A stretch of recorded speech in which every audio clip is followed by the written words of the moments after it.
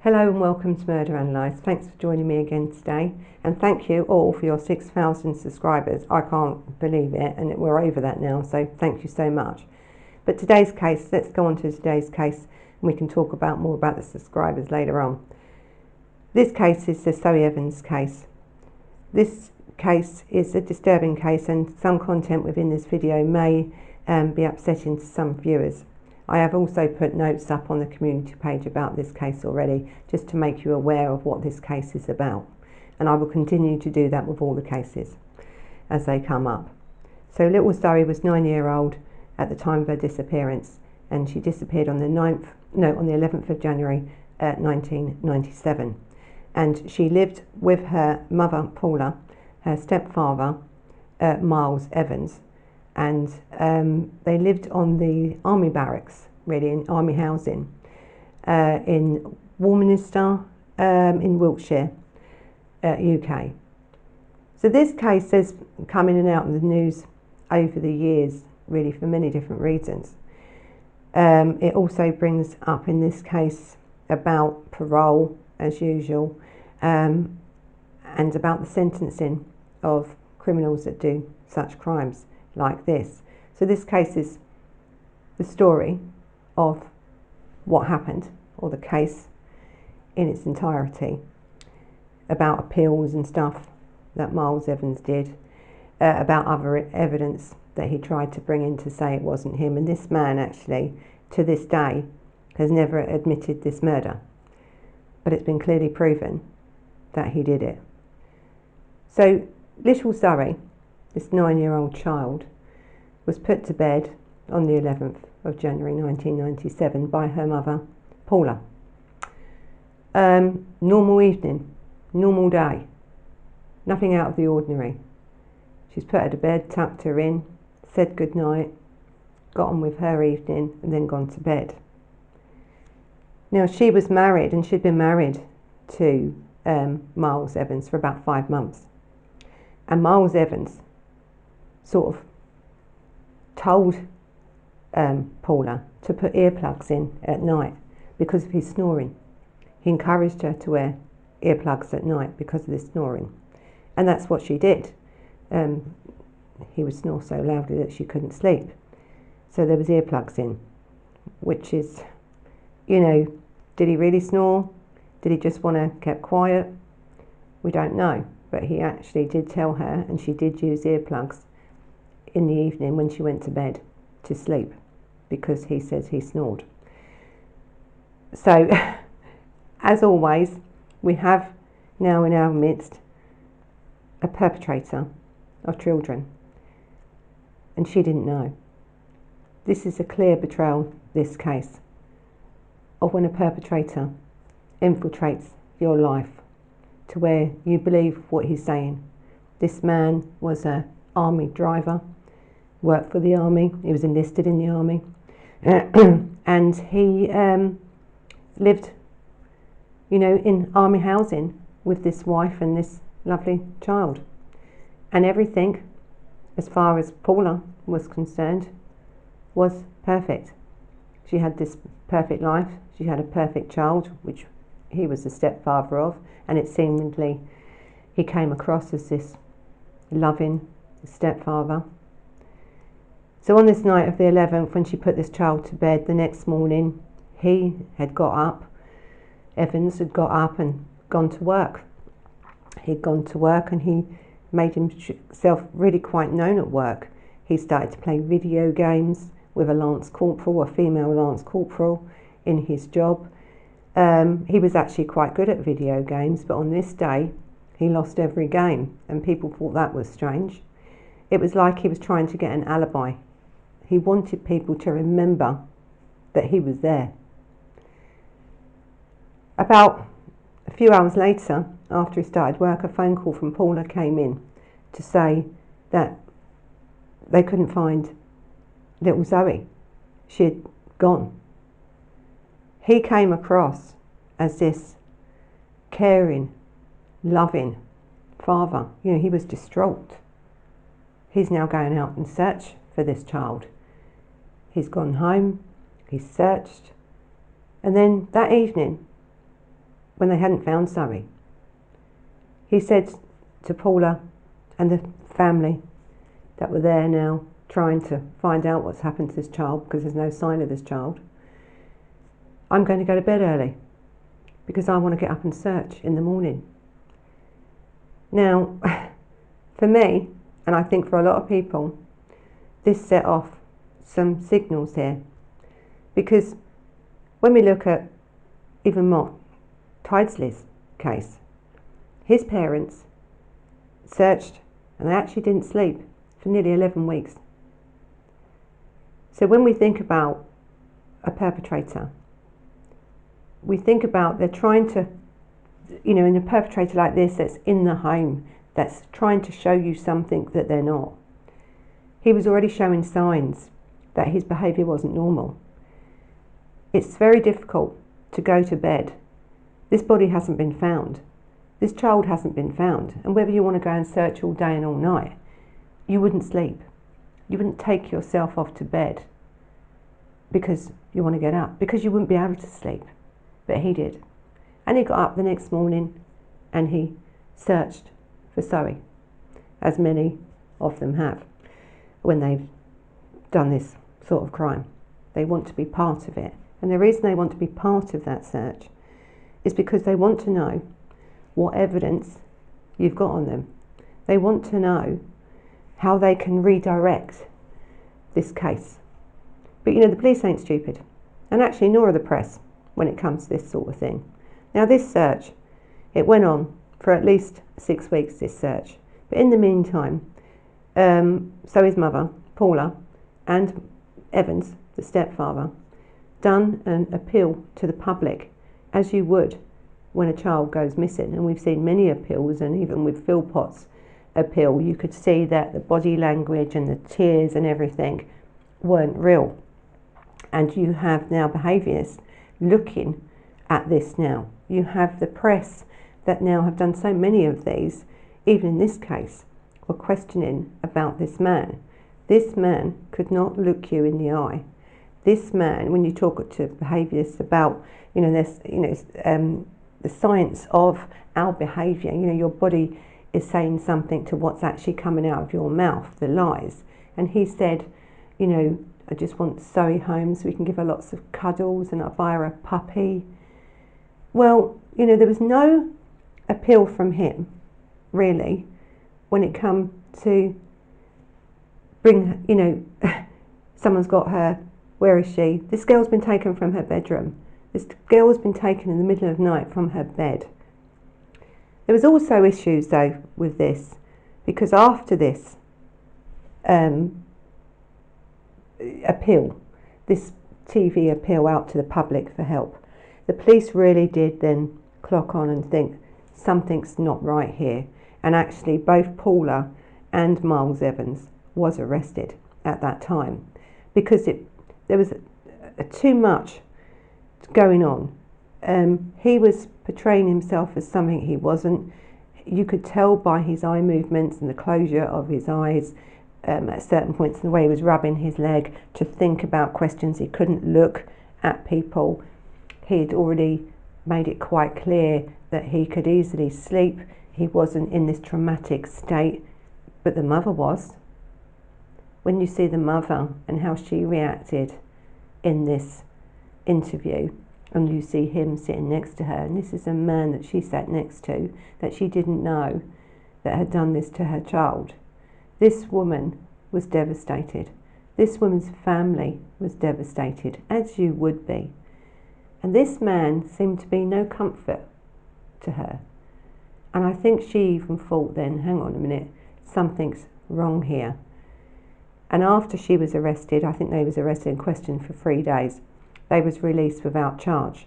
Now, Paula had never been questioned again after that, and I think the police absolutely knew at that point that she had nothing to do with the disappearance of her child. But they did believe that he had something to do with this child's disappearance. And he was consequently arrested for that and then charged with her murder, even though they hadn't found the body. I think the search took 6 weeks, it took to find little Zoe's body. And unfortunately, the body had deteriorated a lot, so they knew how she had died because she had been taken from her home. She had been taken about a mile away from her home, and she had been, they suspect, because they couldn't tell from the autopsy, that she had been sexually abused. She had been punched so hard in the face that it broke her nose, and the blood then dripped down her throat, and her top, the little top she had on, little night top she had on, was shoved so far into her throat that she died of asphyxiation from that, and that was to stop her screaming. Now, what psychologists think has happened in this child's life was that she was being abused by Evans, because Zoe did say to people that she had a fear of the bogeyman that kept coming into her room. Now, many children have a fear of the dark and things. They might see something on the telly. But now when you look back, was there signs? It's difficult to say. But when we now know what's happened to Zoe, and she was murdered, they think, the psychologists think, that he was abusing her. And she then rejected his acts. And something went wrong that night. And rather than stopping it and getting caught and being charged with just abusing a child, he ended up killing her because of that. And I think with this case, it's a very sad case for the mother, because she didn't know, because she had these earphones in, earplugs in, to stop the noise of him snoring, which was his idea. He could have easily been abusing that child, and she would never have known. So it's difficult, I think, for this mother. And I think once he was arrested, she actually moved out of the marital home and never went back near him again. Her mother was stood by her side, the grandmother of Zoe, and we'll talk about her in a little bit.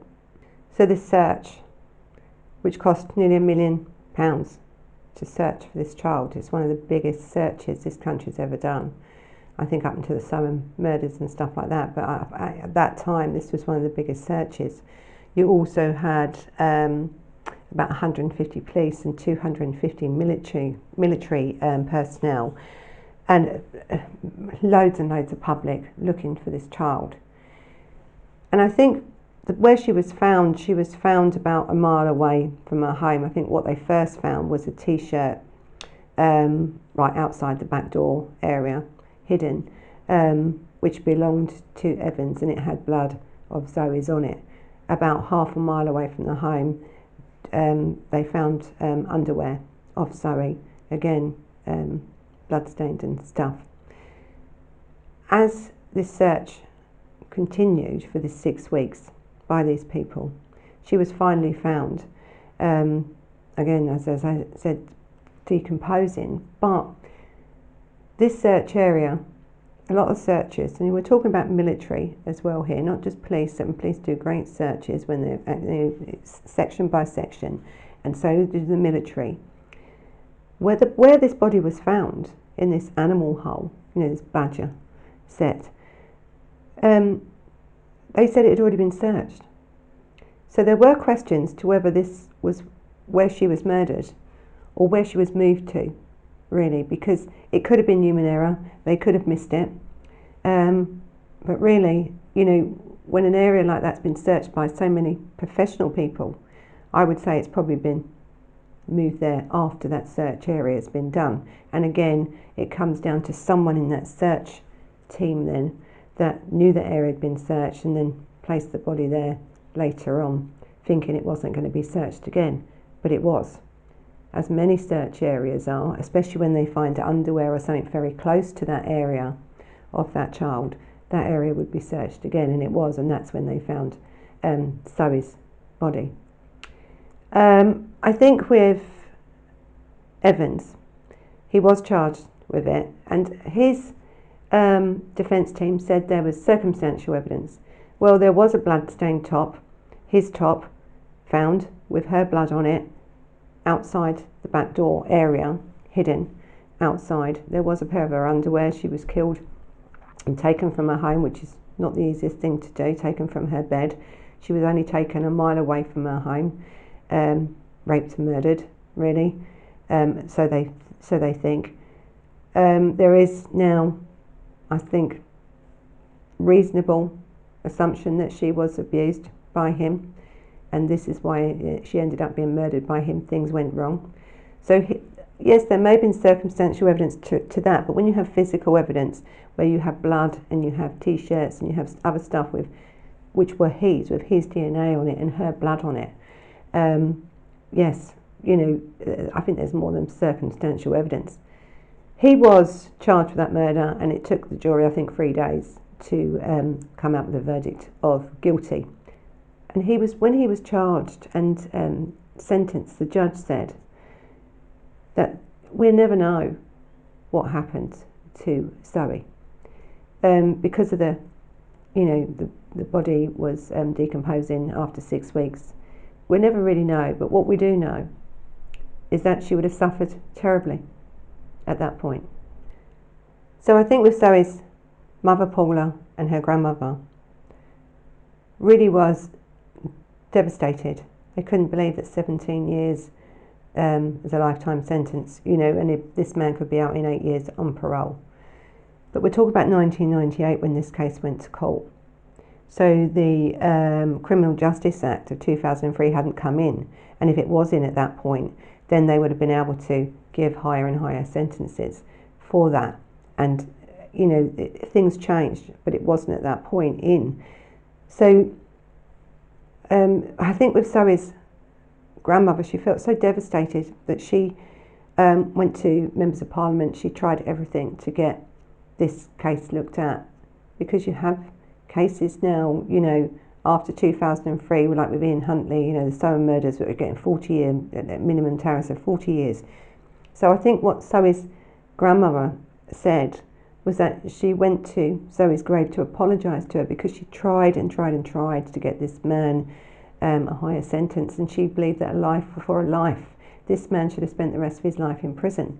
Because and she's right really, because how could you reform someone like this? This man has invaded these lives of these people who entrusted him with their care and, of their child. This woman was married to this man, saw no signs of this at all going on. It's so difficult when you're trying to then get over this, and the grandmother didn't get over it. I think she died at 67. I think she died 2014. But really, I think she did achieve something, actually, the grandmother, because Evans was sent to prison. He was sent to Wakefield prison, and he was due for parole, I think, in 2014. He didn't get it. But so I think with Evans, this Miles Evans, where he'd got these 25 years or 17 years, and he could have done just 8. It was unacceptable, actually. I think morally and legally, unacceptable to the public to think that you could take a child's life and that was all you would get. He also tried to appeal his actual sentence itself, his case itself, because he's always said that he was innocent. And his defence team then put forward a couple of appeals to have his sentence overturned, to have this charge overturned. That was absolutely lost. But I think the reason the defence team did it, because for any appeal you can't just appeal because you don't like what's been done. There has to be reasons. And I think what the defence team has said, that there was evidence of other people in the area at that time. There was evidence of 2 young youths hanging around in that area at this time, and they'd been seen and putting things in hedges and stuff like this. So there were other people around at that time. But when we look at this crime, and when you look at a crime where someone is then entering your home in the middle of the night, where you're in army housing, so you know that the people in this home, one of them at least, would have some army training. These people, if they did take Zoe, wouldn't have known that Paula was wearing earplugs because of his snoring. The likelihood of someone coming off the street, entering your home, taking a 9-year-old child, not a baby, not a 2-year-old, a 9-year-old child, punching them in the face enough to where they are bleeding, whether that happened in the home or outside the home. But this girl would have screamed in the home. So at what point do we believe his story? And I don't believe the evidence against him was circumstantial. We have many, many predators, perpetrators like this, that never admit to their crimes. Danielle Jones, her uncle, has still never admitted to this crime at all. Never has. Still waiting to get out. Never admitted it. We've had Helen McCourt's murderer. Never admitted to his crime. But we know they did it. So I think, yes, Evans's mother, Miles Evans's mother, has always said that her son is innocent. But a lot of mothers were always saying their sons are innocent. There was evidence here, in this case, to prove that Miles did it. There's his body language now that's used against him as well. Grieving has a certain way of and it takes forms in people lots of different ways. Yes, you could have been nervous because you had cameras on you and that, but you are the stepfather of a 9-year-old child that's been abducted from your home, and then you go to bed early so you can get up and search. You sleep. Very unusual, that in itself. That in itself would have made my senses go really high, just that alone. Then we find evidence outside his home. We find evidence then that, as I've said, all this sort of thing. But no, there's no clear evidence, I suppose, because of the body deterioration over that time. The physical evidence on the body was not there. He made sure that that body at that time wasn't found. Again, he was part of this search team.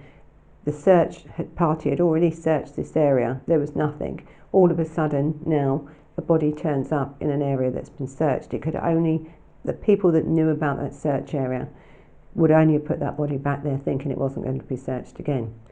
Scientific, body language experts have said by his eye movements, by the way he was acting and doing something, were very, very suspicious of this man from the beginning, as were the police and the press. So I think the court did throw this two appeals, I think in 2001 and 2002 he tried to appeal this case and it was thrown out. And so then his conviction was what they call safe. I think he was due could be released on parole in 2014.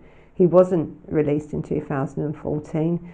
That then was rejected, and it was said that he'd spend many, many more years in prison for this. I can't find out actually any information about him being released. We're now in 2021. I don't think he has been, to tell you the truth. There's not much said about this case because it's an older case, but when I've looked up about him, there's no release date for him at present, not that I can find anywhere about him. So yes, in 2014, when he should have been released, he was not released. The parole board did not release him. He was kept in for many, many years. Still could be, but I will try and, more I can find out about this case, and I've searched everywhere, really, believe it, I can't find anything about him. And if he has been released, he's keeping a very low profile on that. This man was a very dangerous man. This man was so deceptive, really. He really used this family. And we have a lot of this with predators, don't we? Where they infiltrate families. They make themselves feel, or make the families feel that they're needed and they're loved and they're cared for. But really, in the background, this is what was happening in this home, until in the end this little 9-year-old was murdered. It's a very sad case, this one, but I think from a legal point of view he got what he deserved. And as the law is changing, and has changed from 2003, the Criminal Justice Act has changed, these criminals are now getting more and more sentences, longer sentences, or we hope they are. We hope now that we can use our laws that are in place to keep these people in prison for longer, because there's no hope for this man. There is no reform for this man. This man did this crime, no matter how much his legal team wanted you to believe that he didn't, and that somebody else came off the streets and took this child out of her home and killed her. That, yes, it happens, but it didn't happen in this case. The man that killed Zoe Evans was Miles Evans, her stepfather, a person that betrayed this family, used this family, and killed their daughter. Shocking, really. So this has been the case of Zoe Evans. 9-year-old, UK case, 1997. So thank you for watching. You know what to do. Subscribe anytime you'd like. You know, Lacey still likes me to say, you know, subscribe on the logo, which is now, I think, put down here. But you can subscribe anytime you'd like. You can also follow us on Instagram and on Facebook. So thank you for watching. Thank you for subscribing. Thank you for all your comments. They're absolutely amazing. And so, until next time, bye-bye.